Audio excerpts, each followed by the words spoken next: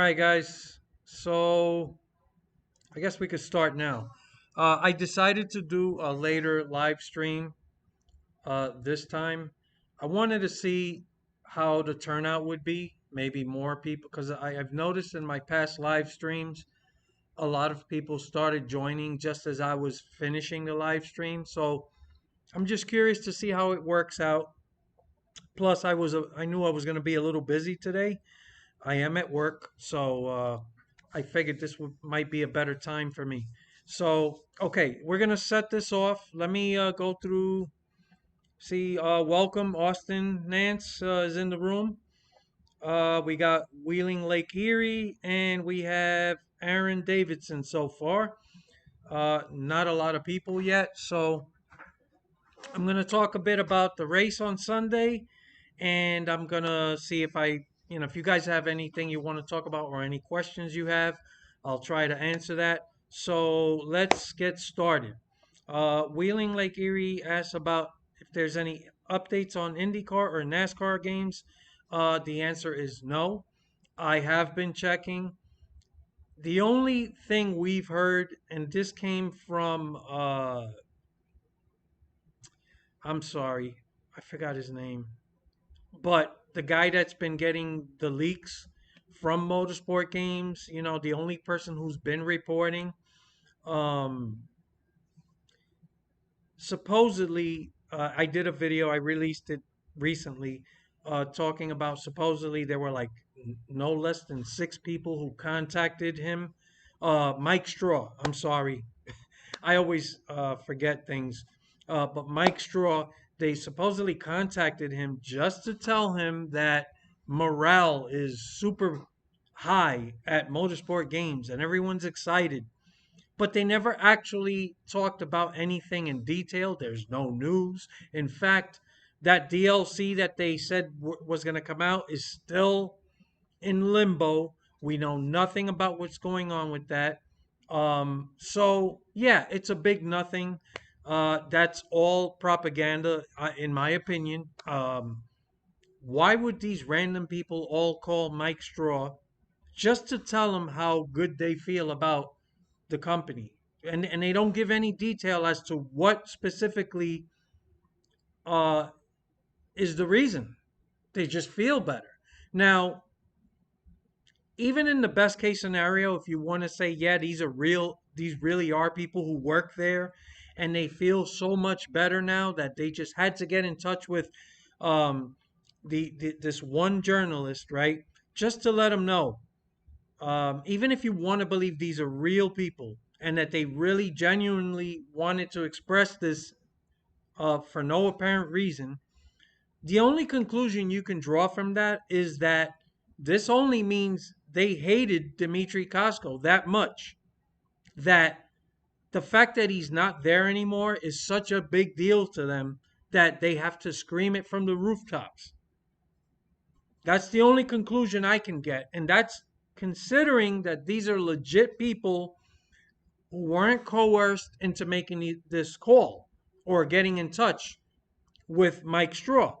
Um, I don't believe it is. I think this is more just propaganda, right? It's just, a PR stunt, right? The same way that we got all this negative leaks, from the company. Um, so they're trying to counteract that. They're trying to like play by the same hand.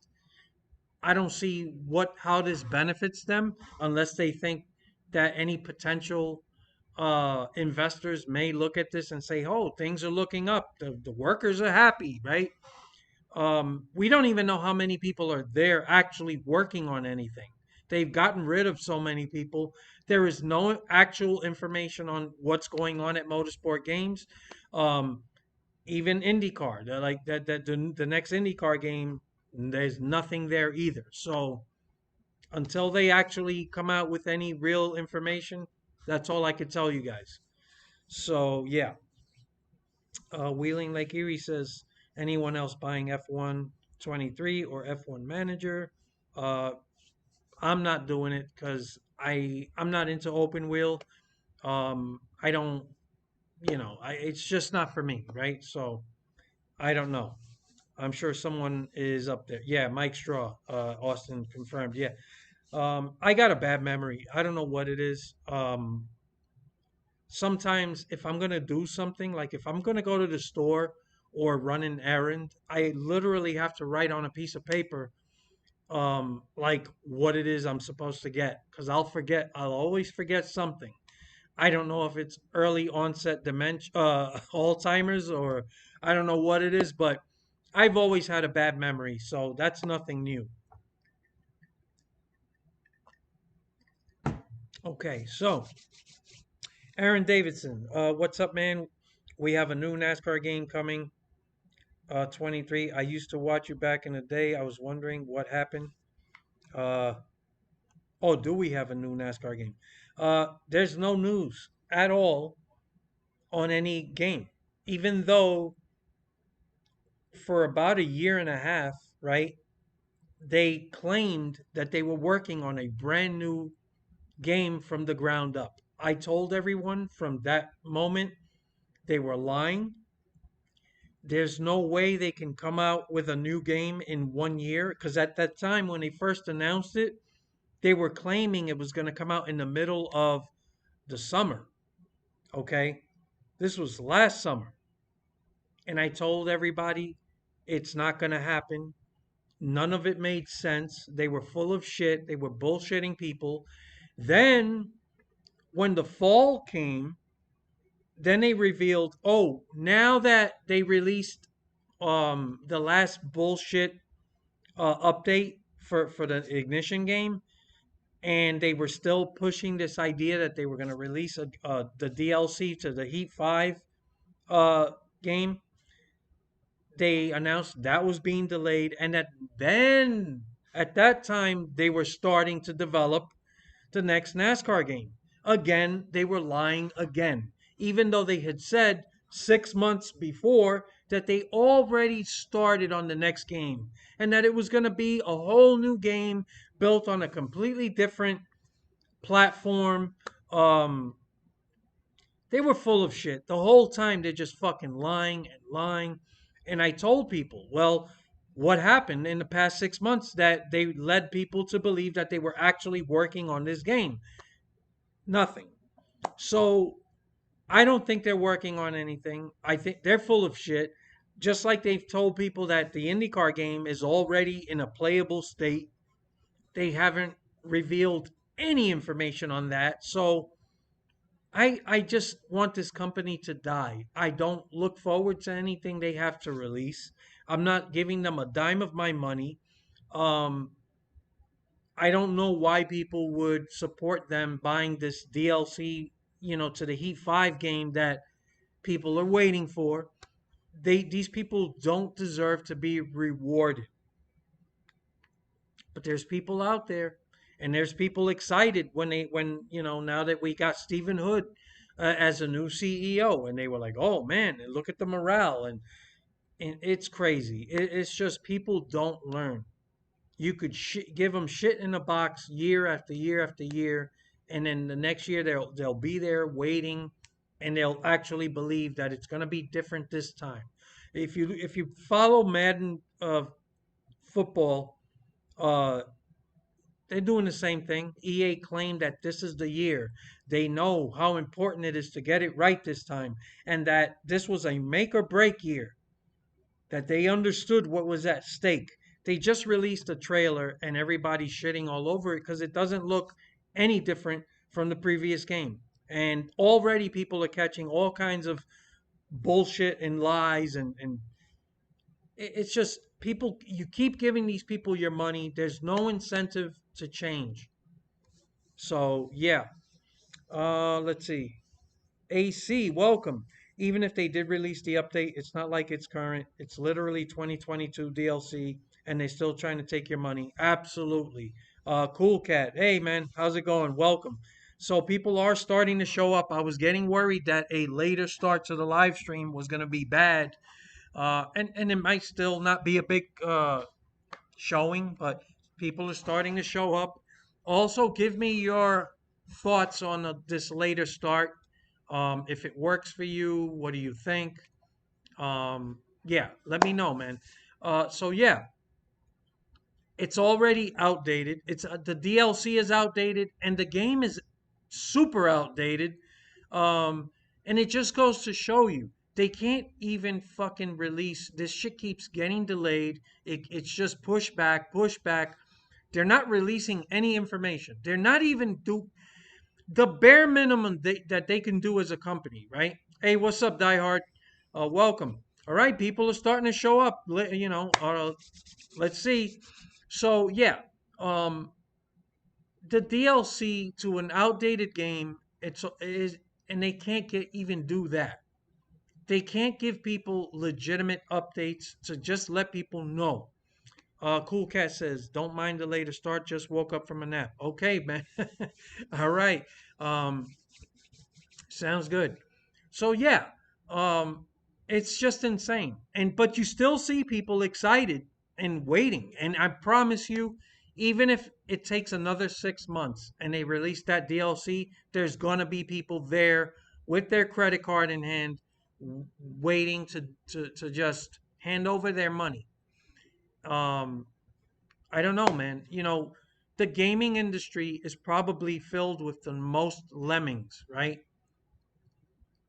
Of any community. And it's just no matter how bad any situation is, people are still willing to hand over their hard-earned money, and they don't care. They'll justify it. They'll say, "Oh, it's just $10, it's just 15, it's just this, it's just that." And that's why these developers continue. You give them an inch, they'll come for a foot. You give them a foot, they'll take a yard. It never ends. This is why we're still waiting for Grand Theft Auto 6. By the way, I will be talking about Grand Theft Auto 6 as soon as we get any real information. One of the things I fucking hate is all these clickbait channels, all these people on social media, just every day releasing bullshit videos, claiming there's leaks, claiming they have information, and it's all clickbait. I fucking hate clickbait. I don't want to be one of those guys. So that's why I don't. If you're wondering why don't I talk about Grand Theft Auto 6, that's why. Like I'd love to talk about it, but there really isn't much to say. When the real leaks came out last year, I talked about it. And I wouldn't mind talking about it if you guys have things you want my take on, right? But it's gonna be speculation. So I could do it. I wouldn't mind doing it, but it's got to be, it depends on what you guys want. Um, I don't want to go out and just start doing bullshit clickbait videos. You guys know I've never been somebody to ask people to like and subscribe and beg for viewership or anything. And that's probably one of the reasons why my channel has not grown. I've been doing this for over 10 years and it's still just a handful of people. Um, so it doesn't bother me that much because I don't do this. I don't make money from this. I don't do this for attention. So it is what it is. So yeah. Die Hard. You seen a new Forza trailer? No, I haven't, and maybe I can take a look at that. But before I do want to check out a video, a NASCAR video of the Chicago Street Course. So I want to give you my thoughts on that. But maybe I'll take a look at that. Have they officially delayed Heat 5 update? Nope, there's no announcements. They haven't officially said anything. So, um, they're not even giving you a heads up, like saying, hey, we're still working on it. We're just encountering issues. Now, I did hear through someone else because, like I told you guys, Stephen Hood has me blocked on Twitter. I'm not going to get into all that again. I explained it in a video I did, but I'm not able to follow anything that he posts. So somebody else did send me snapshots of certain tweets. Supposedly, he did tell people that they were waiting for approval from Sony and Microsoft, right? So if for those of you who don't know, when these game developers do updates to any existing game, they do have to go through quality checks and they have to be approved by Sony, Microsoft, or any other third party, right? Depending on what platform these games are released on or these updates. So sometimes it takes a while. Um, why it's taking this long? It's probably more bullshit. But that, from what I saw, from what I heard, that's what he told people. I can't verify it. I was sent a screenshot, but I can't really follow him. He doesn't. He's blocked me. He doesn't want me following him. So it is what it is. So, AC, do you think that GTA 5 Online's huge popularity success is the reason GTA 6 will release 12 to 13 years after, uh, or you think it would have panned out a 12 to 13 year stretch anyways? Uh, Absolutely, that is the biggest and probably only reason that it took this long. Um, Now, Rockstar always takes long to release games, and they're notorious for delaying games.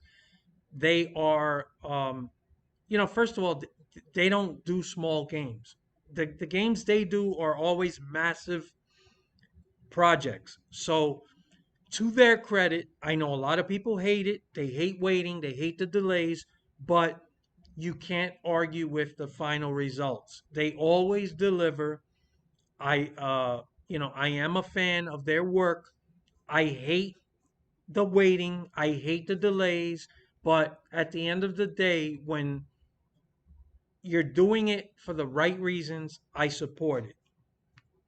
This massive 13-year stretch is going to be purely because of greed. It's the money, the shark cards, the fucking online success that they did not anticipate.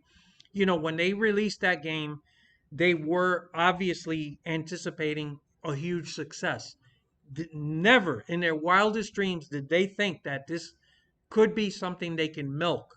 That this cow, they could milk the shit out of it for fucking over a decade. And that game is still making money. Believe it or not, it still generates a huge profit. So, why would you, as a developer, rush out the next product, right? When you have this massive cash cow.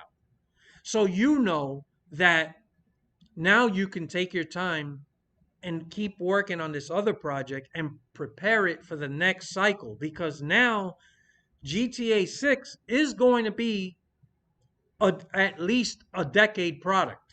They already planned for it, right? Because of the success of GTA 5 Online, they went into this already planning for it.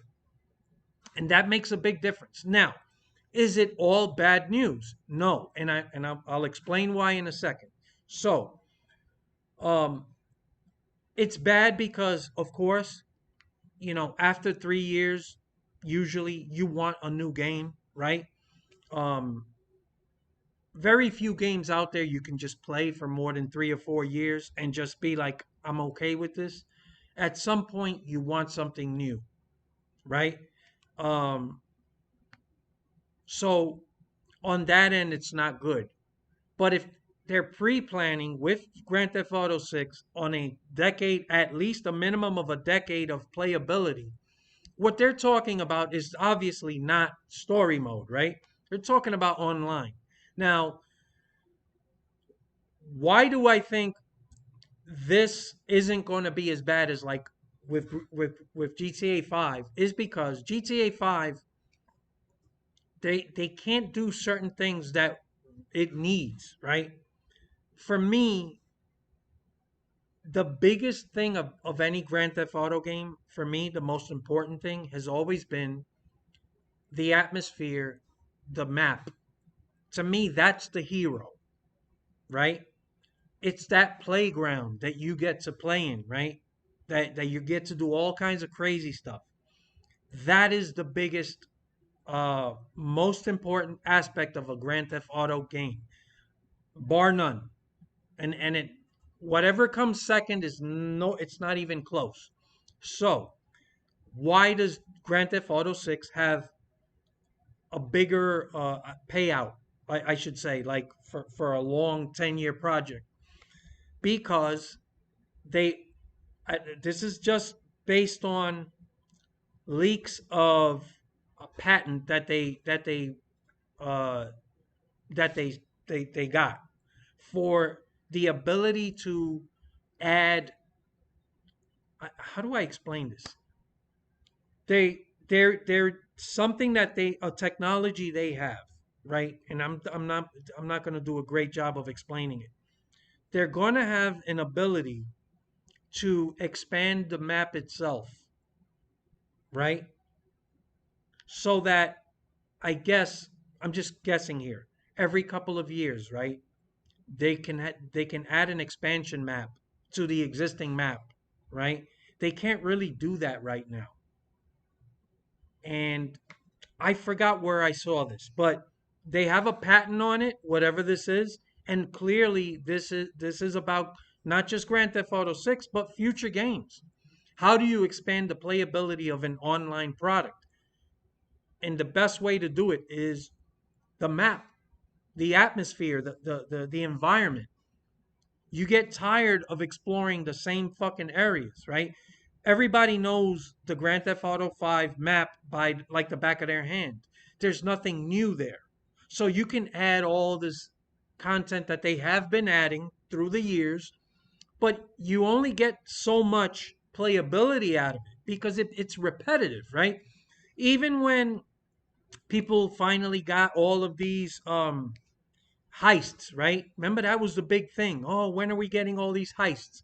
When they finally got it, it's like, oh, they're all the same. It feels the same. There's only so much you can do before everything gets stale, right? And they still were able to milk that fucking cow to death. So that is going to be huge. That ability, first of all, the Grand Theft Auto 6 map is gonna be a lot bigger than the GTA 5 map, which is pretty fucking big.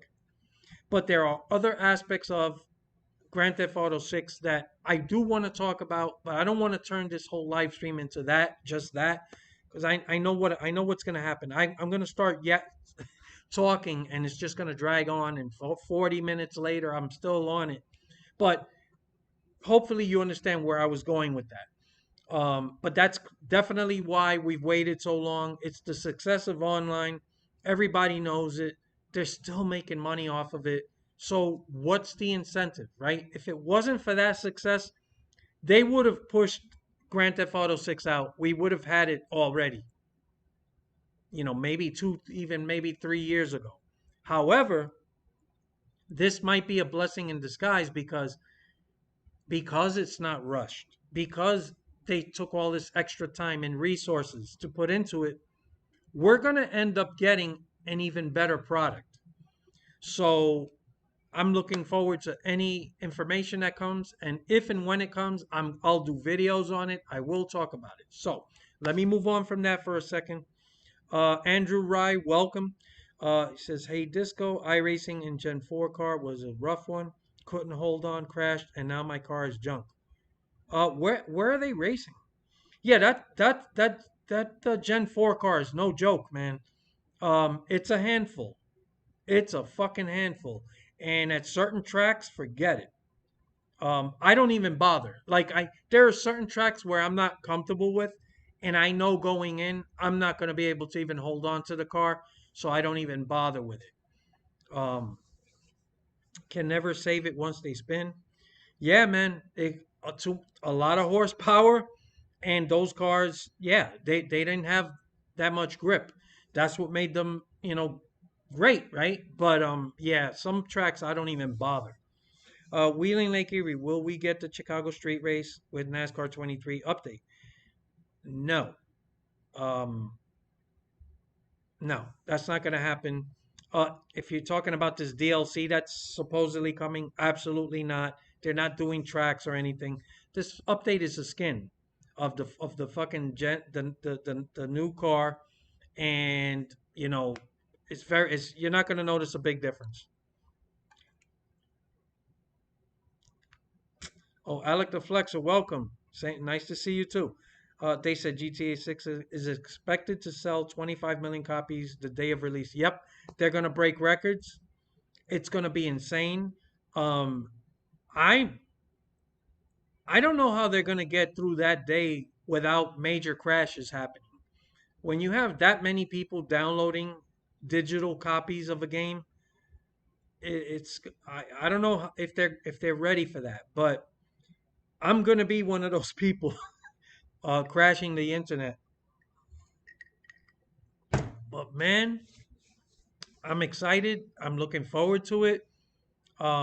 There's so much I could talk about Grand Theft Auto. Um, so yeah, I look forward to it. So I've never played a Forza game. I feel like I don't know. Like first of all, I've always had PlayStation, so I never had an Xbox. I know I can. I think I could get it for PC. But I'm very selective about the games I get. And unless it's a game I'm gonna spend real time on, I'm really on the fence. So for me to get a Forza game and I'm on iRacing, like it's not something I'm gonna spend time on. The only thing I would get outside of iRacing is another NASCAR game, but I don't think it's gonna happen with motorsport games, and I'm not. I just want them to die. So yeah, I'm not getting a new Forza, but I do hear good things about that whole franchise. Yeah, Mark Forget, welcome. GTA 5 was mostly bought on physical disc when it released, so this will crash the internet for sure. Yep, absolutely. Um, I mean, shit, you almost forget how long ago GTA 5 came out. So yeah. Okay, so before I go any further, let's get to this real quick. First of all, um, let me talk real quick about the weekend race, right? Um, Honestly, I wasn't too crazy about it. I'm not a big fan of road courses. You guys already know that. So I'm trying not to let my own personal dislike of road courses cloud my judgment. So I'm just judging it based on your typical road course race. Um, I felt it was too much. I mean, it was just it's track position, right? Just like every road course race, I'm just not a big fan of track position track races, right? And it's not just road courses. We see track position play a role at other tracks as well. But it's really hard to pass. You could stay out on old tires and still get like hold on to positions up front. Those type of things do hurt the racing. Um, there were some positives. Not having the stage break was cool for once, but I don't know, man. It just they kept cutting to commercial. You they would come back. You would watch maybe 4 or 5 laps, and then they would go again back to commercial. The broadcast was awful as always. Um, the booth, in all honesty, wasn't as bad as in the past. First, you had Jamie McMurray. I think Larry McReynolds was there as well. They really did help elevate the booth. And I think because of that, Clint Boyer just didn't have as much room to jump in and just, with his bullshit. So that actually helped the broadcast. Um, Mike Joy, for me, um, I'm kind of done. I know a lot of people defend him. He's an institution. People it's like an old pair of shoes. You're used to it. They're comfortable. But everything has its limit, and I just feel like it's time for him to go. It's just time for Fox to start clean and just go across the board, man. They need a whole clean slate. But besides that, the worst part is the production of the broadcast. These guys are always, you know, they're in fact stuck with the leaders. You got almost 40 cars on the track. There's always action somewhere. You have to find it. Remember, when you're watching a race on TV, you are a slave to the production of the broadcast. You can't say, "Okay, show me what's going on with this guy." You can't do that. You can only see what they choose to show you. This is why the television broadcast is so important, because the better the broadcast is, the better the experience for the viewer at home is going to be. So even a race that isn't the best race, if the broadcast is good and they're actually going out of their way to find where the action is, that will elevate your experience. So a lot of times you have to keep that in mind. Is the race as bad as it seems, or is this fucking broadcast just really dragging it down even further? In my opinion, this race for me was a 6 out of 10, which is below average. It wasn't horrible. I did like the fact that we got really long green flag runs. There were only two cautions, but one of those cautions was a bullshit caution. Did not have to be called. It happened in the pits. A fucking wheel got away. Unnecessary caution. NASCAR clearly took that opportunity to you know, get a restart, right? Because let's be honest, Martin Truex was stinking up the show. He got out to a big lead. Nobody had anything for him. So that's that. But the constant commercials, and by far the worst part of these broadcasts, and it was the worst I've ever seen during this race, was that atrocious fucking ticker box that takes up 20% of the screen. How do I know it's 20%? I literally got up, took a tape measure, measured the width of that ticker box. Okay, that's over here on on the left side of the screen. And then I measured and I went like that, and okay, I could add four more of those. It would cover the screen. That's 20%. So it takes up a huge chunk of the screen, and then it stays stuck on the top 20 forever. I'm staring at it. I want to know where certain other drivers are. And God help you if you are looking to see where a specific driver is, and if he's not in the top 20, you are fucked. It was agonizing. I fucking hate it. I'm a big proponent of, if it's not broke, don't fix it. The old school ticker that used to go across the top and it was always moving. You got to see where everyone was at all times. It wasn't intrusive. It took up a small portion of the screen at the top where you really don't see anything anyway. So there was nothing wrong with that ticker. It worked. This fucking garbage, atrocious pylon that takes up 20% of the screen and just stays stuck on the top 20 forever. Then when it finally does show everyone else, it just shows it to you for like a split second, and then it goes back to the top 20 and stays there for forever. I fucking hate it. I wanted to kick the TV screen, and I mean, the worst part of it is I think NBC uses the same type of ticker. So somebody needs to switch that. Go back to the old scrolling ticker. That's my fucking rant of the day. But I tell you, the broadcast is just makes it awful to watch, and the overall race just, it's a track position race. It's so hard to pass. There just isn't a lot going on. So, there were little things here and there that were okay, but honestly, it was a below average race. Um, and I'm being nice because I don't want to use you guys know I don't like road courses. I don't want that to weigh too much on it. So that's how I feel about it. It is what it is. So I'm going to read a few more comments, and then I want to go to this upcoming Chicago street course. I want to talk a little bit about that real quick.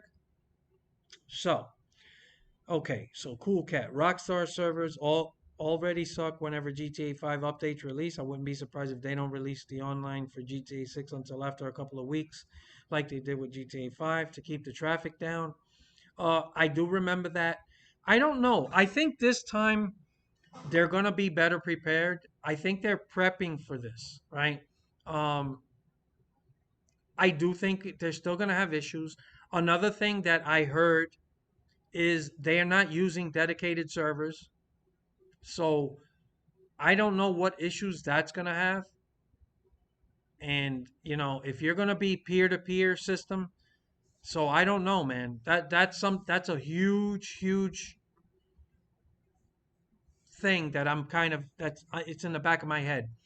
And if anybody can afford to operate servers, it's Rockstar. Why would you do this? The biggest game in history that's the most anticipated that's going to have the most players on, and you're not going to have dedicated servers. That to me is crazy. So I'm not a super uh tech geek. I don't know, for sure if that's going to be an issue, but it is a somewhat of a question for me. All right, so let's see. Diehard says probably getting a new PC in the fall. New albums these days crash Spotify. Couldn't imagine a GTA. Yeah, that's gonna be crazy. I don't know, man. I love story mode, so I think we're gonna have plenty of time to enjoy the offline side of things. And if it takes them a little while to get everything in order, it's not the end of the world for me. But you can bet social media is gonna go, ape shit, because that's the way things are. Cool Cat says they probably won't even release GTA 6 on PC for a few years. Yeah, they always release the PC version much later. So, um, yeah. Another thing I want to say real quick about Grand Theft Auto, like I said, man, I could really talk a lot about GTA. If you guys are really interested in my thoughts on Grand Theft Auto, um, let me know. Even if there are things I'm not talking about during the live stream, I can do videos on it. I don't want to go out of my way, right? I don't want to do clickbait or anything, but I can do, speculation. I could give you my thoughts on it. Let me know if your interest is there, right? If, I don't want to do videos that nobody wants to see. So, yeah, I can do that. So cool cat. Okay, I already read that. AC says NASCAR recently announced that Phoenix will host the championship in. Oh yeah, what's your opinion on that? I personally would like to see Vegas. I honestly would like to see anything but Phoenix. Phoenix has not put on a good race in God knows how long. I don't remember a great race at Phoenix. If you guys remember a specific race that you remember that you actually thought was great, not just good, but great, let me know because I don't remember ever seeing a race at Phoenix that I walked away from was like, wow, that was great. It just doesn't put on a good race. I don't get it. It has nothing to do with this car. Even the old cars. I mean, maybe the Gen 4 car, but we're going back maybe in the early mid 2000s. But the track did have a different layout, but I don't know, man. It's just I don't know why they insist on going back there. And I think part of the reason maybe because they invested so much money in that track. Like the actual facility is supposed to be top notch, but again, I'm going to remind people how important the television broadcast is. The vast majority of people, their experience watching NASCAR is not live, it's on TV. So even if the facility is top notch, you gotta how does this race play out on TV? It's just not a good track. Vegas would be great. In my opinion, the final race should always be a mile and a half track. Why do I say that? Well, you guys know I favor mile and a half tracks. But let's forget about that. The fact is the majority of tracks are still mile and a half tracks. That is still the bread and butter of NASCAR. Um, so I think that the final race should be at a mile and a half track because that's the track where most people are most familiar with. Most of the drivers, they know they have to run well at those tracks because the majority of the races are at that type of track. So for me, a track like Phoenix doesn't make sense um, to be the last race. So yeah, I'm not a fan of that at all. Austin says a fresh start for the Fox broadcast is needed. Yeah, a clean slate. First of all, we already know Jamie McMurray is good. Everybody seems to like him. Um, Larry McReynolds has been around a long time, but he hasn't lost anything, in my opinion. Um, he is up there in age, so I think it really is up to him. But Jamie Mack and Larry McReynolds, we've seen them. They're good together. You got Mac and Mac, Big Mac and Little Mac, right? And they're good together. So what do you need? You need that third guy, right? Like I said, I had my fill of Mike Joy. I just I don't get the appeal other than nostalgia. Like people, uh he's just part of like the history and people don't want to let that go. Um I could live with it, I guess. If you let's say you had Jamie Mack and someone, right? Whether it's Larry McReynolds or someone else, right? Um, get rid of Boyer. Put him in the if you want to keep him as part of the Fox broadcast, put him in the studio. Don't put him in the booth. You know, the less Boyer you get, the better. So yeah, they need a fresh start, but you definitely need beyond the booth. It's not just the guys in the booth. It's the entire production, the direction. Like I said, the fucking bring back the old ticker. Get a director who knows where to go to, right? Like I said, you almost have 40 cars on the track. You shouldn't be fixated on the first fucking six, seven cars. Like, find where the action is. There's always action. And then if you go to where the action is, the overall television product, it goes up a notch. And the people watching at home enjoy the race more. There's so much you can do to improve everything. You can't just sit back, keep doing something that is just nobody likes, and then you wonder why people say, "Oh, I didn't enjoy that." All right, so Cool Cat says Vegas would be a very nice track to host a championship race, but I still think they should rotate it. Yeah, listen, you can rotate it. Um, you got Vegas, Homestead, um, Charlotte. You know, we're getting fantastic races at Charlotte, and Kansas, right?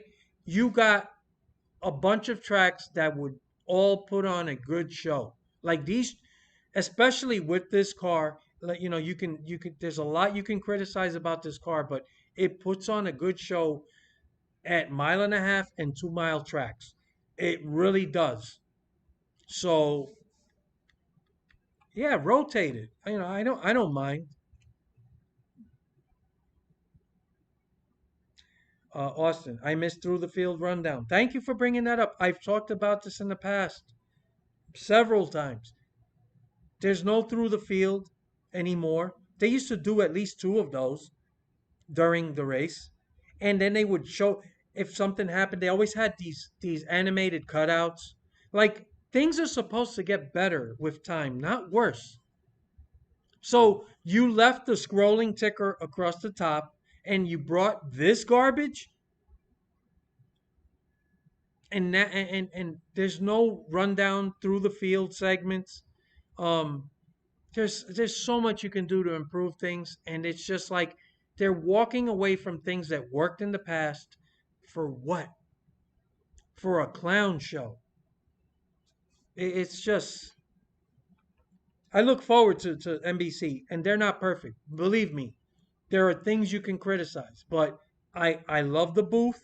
I really am a fan of Burton and Dale Jr. together.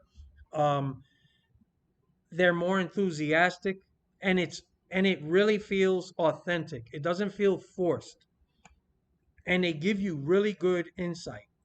Like it's not a bunch of fluff. Tanner Wilburn, welcome. AC NASCAR, I would say any mile and a half track would work. Yep. Mark Forget, it was a marketing professor. If I was a marketing professor, I would make my students watch NASCAR races for homework. Wow. Oh, wait, hold on. Dirt Game Cafe, welcome. Broadcasts have done several races dirty this year. I was at Martinsville, and that race was much better than TV would lead you to believe. Mid pack passes and battles all day long. Thank you. Now, I've been to NASCAR. I lost count of how many live races I've been to. And one thing I've told people before, and I'll tell you again, when you are at live at a race, you decide what you're going to watch. Your eyes can go anywhere on that track, and you can, oh shit, look, these two guys, look, they're door to door. They're about to wreck each other. And then you're focused on that.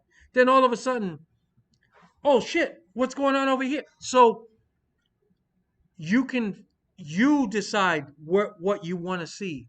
When you are watching the broadcast at home, you are a slave to the production. Like if they want you to watch fucking Michael Waltrip and Clint Boyer clown it up in the booth, you're stuck.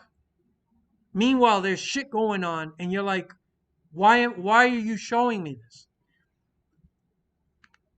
I can't go on. I just also I'm probably the only person watching this in the woods with beer and brownies at 11 p.m. So hello from nature, disco. Oh shit, good for you, man. Thank you. I appreciate that. Yeah, I'm. A lot of people are turning up, so I guess the 10 o'clock is not so bad. Tanner Wilburn, welcome. NBC does the top. Yes. Oh, good. Ticker with the top four more frequently. Not that much better, but still. Yeah. Listen, man. If they can still use this, even though I don't like it, right? If you want to keep this pylon on the left that takes up too much of the screen, at least have from 11th down, scroll and have that constantly moving slowly. And the top 10 stays frozen, right? And that from 11 to 20, let that keep scrolling. And then you get to see some. So you don't have to sit there, stare at that while there's racing going on.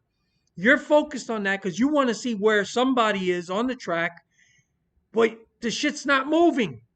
Then you look away for a second and then you look back. Oh shit! They just flipped. It's like I can't tell you how fucking angry I was this weekend watching that garbage. Andrew Rye, welcome. You ever drove legend cars on iRacing? Yes, I did, and that was a lot of fun. You know, there's a lot of the driving I did when I first joined. I've never gone back because my goal was to get the licenses so I could get into the NASCAR stuff. But now that you bring that up, yeah, those legend cars were a lot of fun. There's another car that I is it the old stock cars? There's another stock car that was pretty good. You're pretty wide open with those cars, but that racing wasn't so bad. Um, Maybe I'll give that a shot. You know,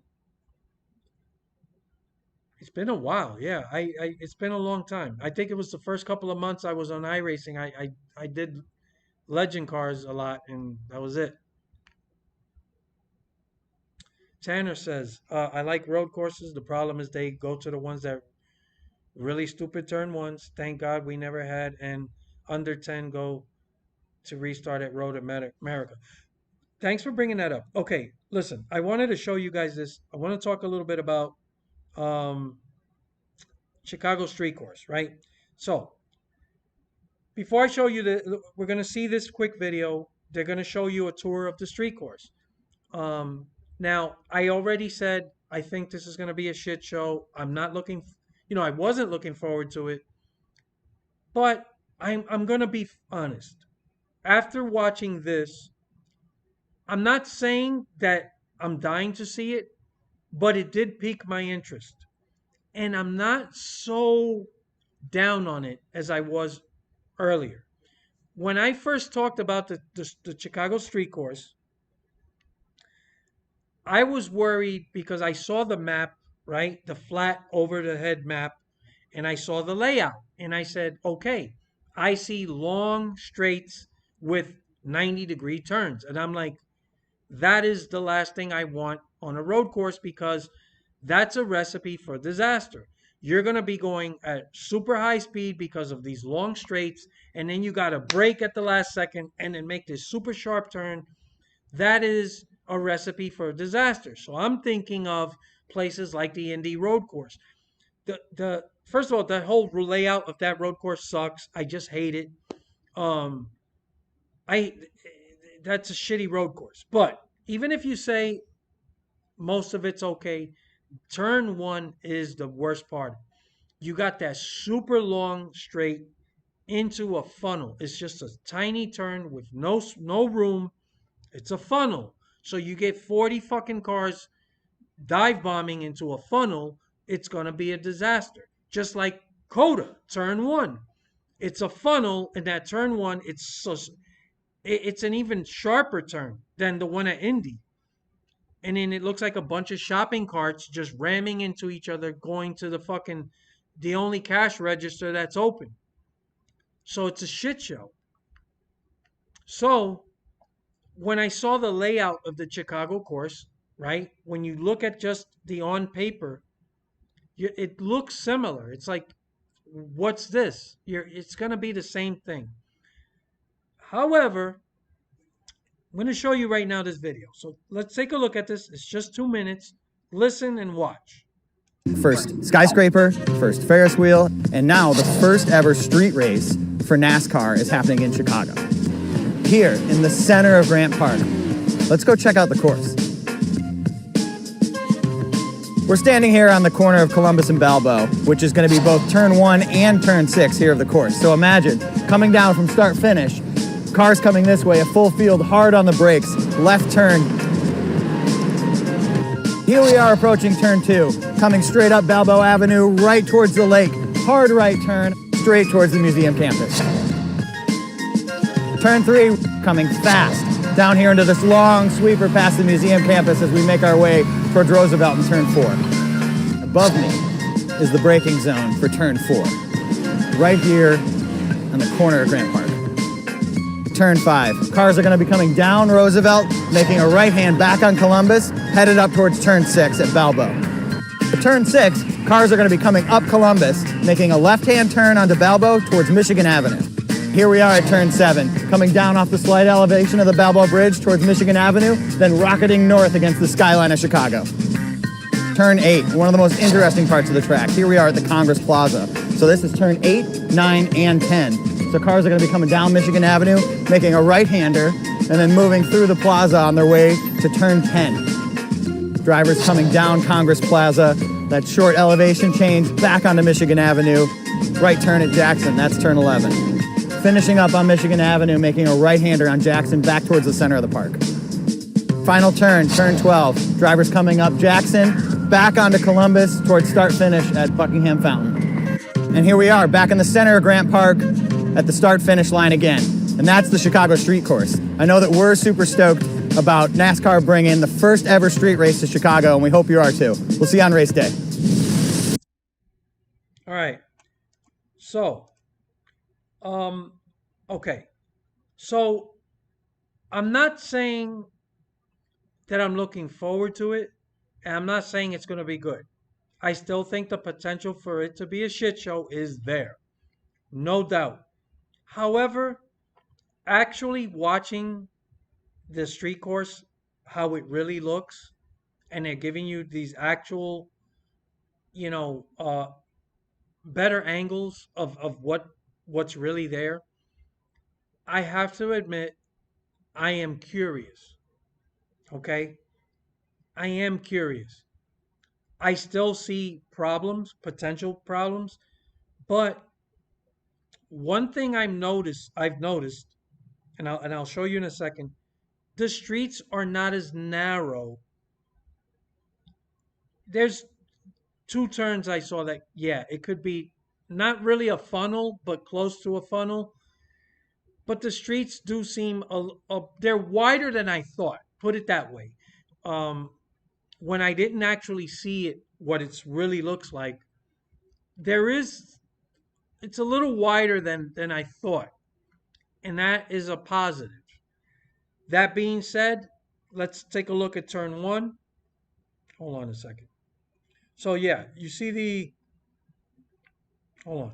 So overhead, you could see it is a fucking it is a long there's gonna be super long straights. I don't think that's conducive to good road course racing because you gotta bring these cars to a screeching halt to into these sharp corners. I mean, I don't know, man. It's asking a lot. The potential for disaster is big.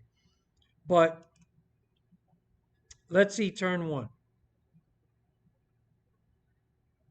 All right, let me put Now from start finish. look at that long Cars stretch. coming this way, a full field, hard on the brakes. Left So yeah, um, that's turn. a narrow turn. Here we are approaching turn two, coming straight up Balboa Avenue, right towards the lake. Hard right turn, straight towards. All right, it's somewhat narrow, but it's wider than I thought. Like this over here, I actually thought this was like where my pointer is here, that maybe that's where the wall would be. This is a lot of room. I mean, more room than I thought. So, Towards the museum campus. but look at that long stretch. Turn three, coming fast. Down here into this long sweep. Man, by the time you get to that break point, you're going to be carrying a lot of speed. That worries me. Sweeper past the museum campus as we make our way towards Roosevelt in turn four. Above me is the braking zone for turn four. Right here on the corner of Grant Park. Turn five. Cars are going to be coming down Roosevelt, making a right hand back on Columbus, headed up towards turn six at Balboa.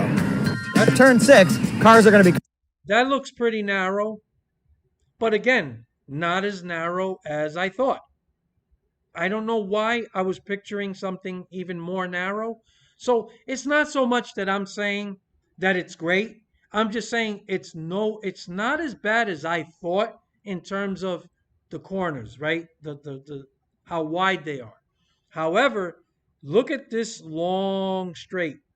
There are several parts on this track where they just have too much. You could land a fucking 747 on this stretch here.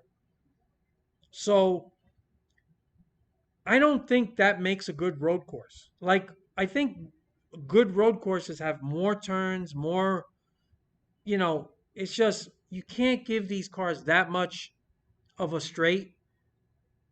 So I don't know, man. I don't know what to think. But put it this way, it's piqued my interest. So I'm just curious. I am kind of looking forward to it, but I still think it may not put on a good show. But I'm curious. And I have to admit, it is kind of cool to have to be on the street and to see that skyline in the background.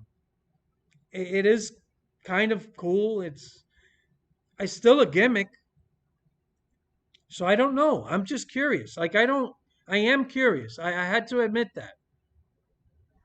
Anyway, that's pretty much what I wanted to show you guys. Let me know what you think. All right, so hold on a second.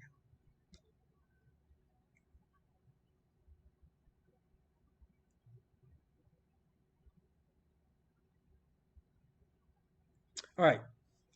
Diehard says GTA Online wasn't available until later for 5. Yeah, I remember that. That was, I think it was a month, right? Diehard. Oh no, wait a minute, Tanner.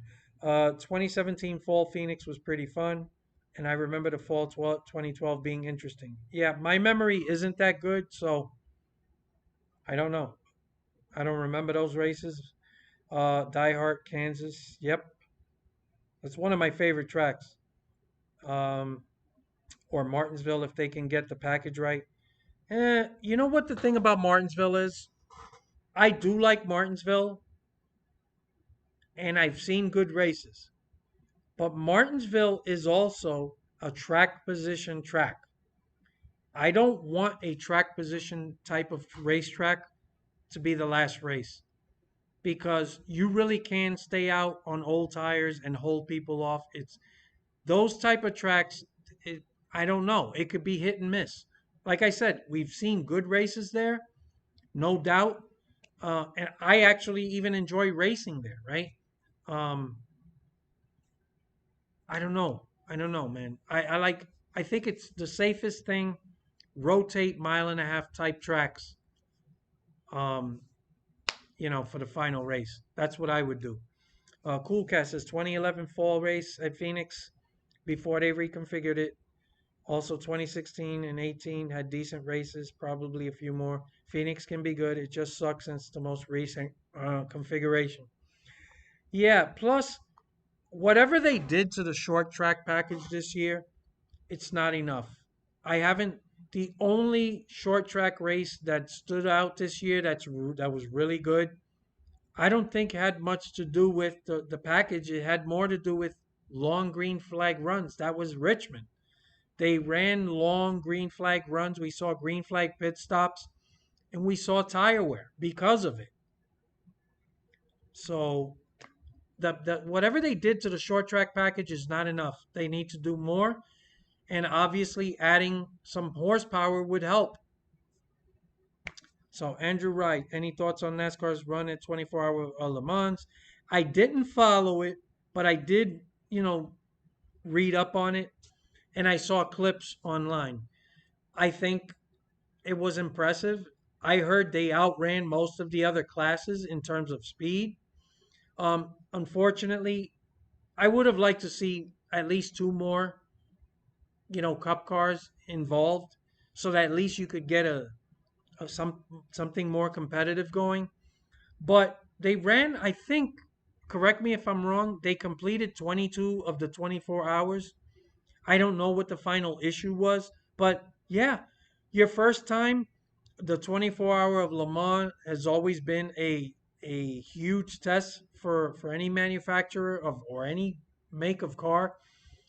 Yeah, I think they can hold their heads up. Show up, run 22 hours of the 24. I think they accomplished just about everything except not completing the race. But that's all I really know about it. I did see some clips, and that's a badass fucking car. Um, yeah. Uh, TTR Tiger 5, welcome. I no longer watch NASCAR live. I fast forward to the commercials. Fox is using overlays to advertise. The huge sticker always has a sponsor at the top. Yeah, that's a good way to avoid the commercials. What if racing? Welcome. Clint Boyer being happy a yellow was called for a tire was insulting. I hate him so much in the booth. I agree, man. Me too. Uh, he sucks. And I'm sorry to say it. I'm always willing to give people another chance, but I think we've seen enough, right? We've he's had plenty of chances, and I don't see a ceiling with him. Like I think we've seen the ceiling, I should say instead. I don't see like how much further can he go? I think you're seeing what he has to offer. Get rid of him or move him. Have him do something else. Get him out of the booth. I'm just done with him. Die Hard says, "Trust me, Clint wants people to see something, and then they switch and he gets pissed." Dirt Game Cafe. What if I'm a big Boyer fan, and he's made some remarks in the booth that have me disgusted. Really upsets me how he's changed because of the Fox money. Yeah, look, man, some things just don't translate. I think that he has a decent personality. I think if you're just hanging out with him at a bar, He's a great guy. But that doesn't mean putting him in a booth is going to work. Look at Jamie. Jamie McMurray was always a laid back, quiet personality. But you put him in the booth, he's full of great insight as a driver. And he knows when to speak, when to let someone else talk. He has it, right? Some things you just know right away. And he's great. So I think we've seen enough of Boyer. We don't do you need to see more? I don't think so. Cool Cat, 87 cars are a ton of fun pretty much everywhere. I've only driven the 87 cars maybe twice, and I actually purchased that car. Um, I tell you what, the steering is the biggest thing with that car. It's like it feels like you're steering a boat. It's crazy. Elite Precision, welcome. NASCAR Kid Formula, welcome. So let me know, guys, is the later start working for you? I'm seeing a lot more people pop in. It looks like a 10 o'clock live stream is better than doing it earlier. I don't know. Let me know. More people are popping in. Elite says that's what NASCAR is hoping for. Yep. Dirt Game Cafe. Dirt's inebriated fun fact. NASCAR 2005 features a fantasy course on the streets of Chicago. I remember that. That's where you race Ryan Newman, right? And he then he calls you on your fucking cell phone, your flip phone or whatever. And only a few blocks away from the real street course we have today. Thank you for that information. I actually thought that was a fantasy, just a made up track. So if it's actually modeled the Chicago, after Chicago, that's great. Thank you for that. So EA predicted the future almost 2 decades ago. Yeah, that's when EA was pushing out good products. That was a long time ago. That one kid, welcome. We need to put Phoenix to sleep. Really dislike that. That's the decider track. First of all, to have one track decide the championship, I've already said you got to get rid of that. I think you need the last three races, combine it, get the average, and decide your champion that way. This way, you can have a bad race and still be in contention. You're not just, oh, I had a so-so race and I finished eighth, and I lost the championship because this guy happened to have that one. He finished a few spots ahead of me that for that one race. So yeah, Diehard says as much as I hated Harvick as a driver, he will do good in the booth. Yeah, I like Harvick in the booth, um, and I don't like Harvick. So I'm fair. I think he does a great job in the booth. Um, put him with Jamie McMurray, and then you're gonna have to get that third guy who's more of a, you know, that Mike Joy kind of guy, but better. So I'm sorry, guys. I just think he's a bit overrated. I liked him in the past. He was pretty good, but I just think he's passed. His time has passed. And I got to be honest, I'm not a fan of how he's become this shill for defending the Fox broadcast. That really did it for me, and I'm done. Once you show you're a shill for a corporation, that's a good way to get me to fucking not like you. So, Diehard says Jamie was always my underdog driver. Yeah, he was my guy. And matter of fact, he was my driver, as you could see there. So, yeah. Tiger says, oh no, hold on. I'm skipping dirt. Most of EA street courses are modeled after real streets. Speedway Boulevard, for example, is the real streets outside of Daytona Superspeedway. Wow, that's good to know. Thank you for that. Uh, TTR Tiger says, I want to see Haley Deegan in the booth. I don't know, man. I've heard her do a little bit like little stints. I don't know. I don't know enough to comment on that.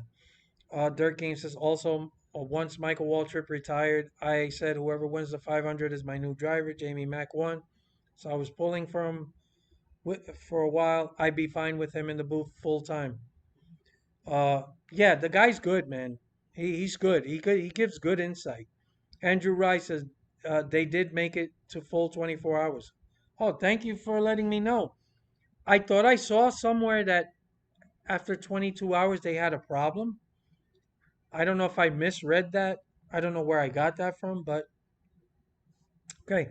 Venom December Boy or DEC Boy. Welcome. Question hearing anything video game. If you're asking about the NASCAR stuff, no, haven't heard anything new. They're not doing. I think their motorsport games is struggling just to maintain a fucking group of people working on anything. So I have no idea what they're doing.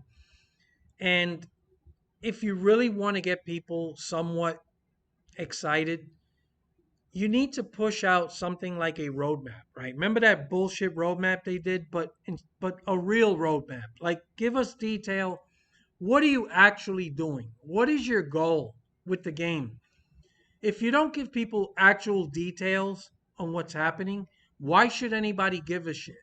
Now, I'll be the first to say that even if they released something, people are going to scrutinize the hell out of it, but that's their problem. They earned that. But the fact that they're not doing anything like that, the best they can do is to get a couple of people to randomly fucking get in touch with Mike Straw to tell him how fucking the morale is and how excited they are with no other detail. I mean, that's all bullshit PR. That's all that is. Cool Cat says, I'm pretty sure it was NASCAR '08 on the PS3 that introduced the Chicago street track, and it was a fantasy layout. Also, the track you're talking about with Ryan Newman was based on New York. Yeah, I remember racing Ryan Newman, and then he fucking texted me like, "Oh, uh, you know, you have an opportunity to race." Um, I fucking miss those games because even though it's yeah, some of it's hokey. It's just you felt like you were achieving something. There's no sense of accomplishment anymore.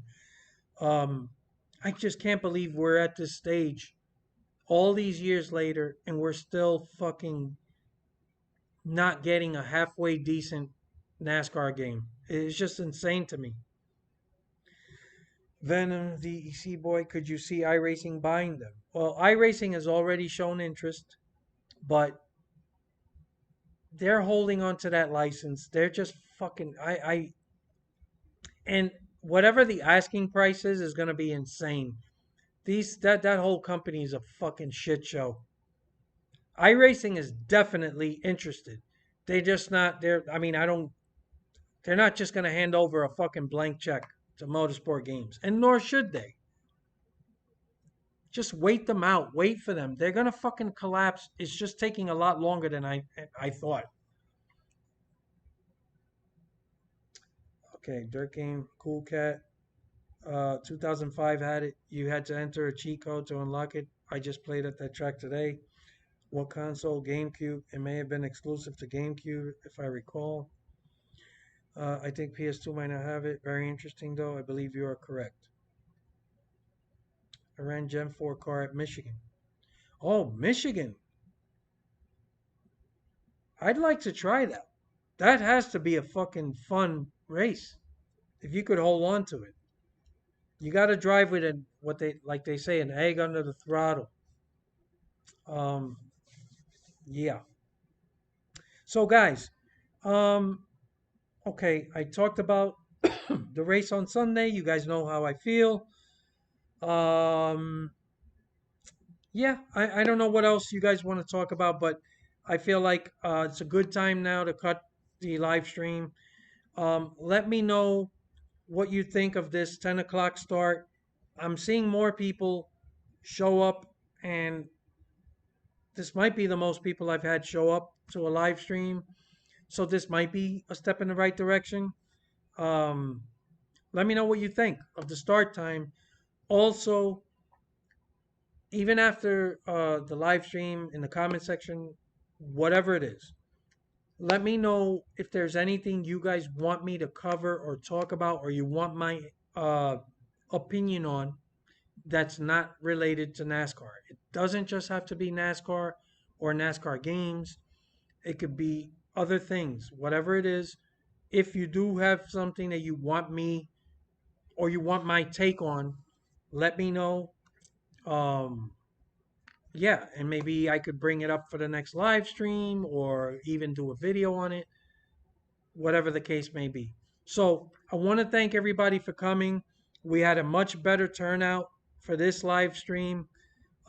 It feels to me like 10 o'clock is a better start time for any future live streams. I don't want to commit to anything. So yeah, that's pretty much it. I hope you guys enjoyed the live stream, and I look forward to your comments. Uh, th- Thank you, man. I appreciate all of that, and yeah, let me know, guys. It really depends on the days. Most of my live streams are usually on Monday, like for discussion topics, because I do want to talk about the previous race, stuff like that. Again, I don't want to fucking like commit to it, but I've been doing it since the beginning of the season. I didn't think I would be, but it's turned into sort of a regular thing. The only random live streams I do are iRacing races, but yeah. So again, let me know if there's anything you guys want me to talk about, and it doesn't have to just be NASCAR games, right? Um, yeah. So thank you for coming, and I look forward to your comments. Until next time, later.